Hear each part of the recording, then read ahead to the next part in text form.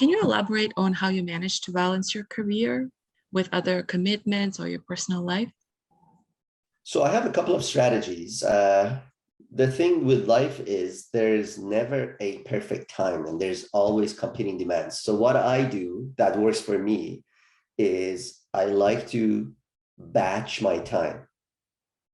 So one of the things I do is I have within a day and within a week, I have different times batched to different activities.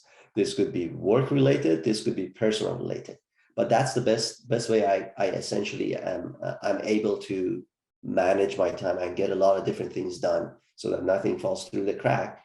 Second is I'll try to develop uh, a routine when I have certain tasks versus a completely chaotic schedule if I want creativity. So those are the two things I try to keep balancing back and forth to allow me to manage everything and have some sort of order versus creativity when that's needed.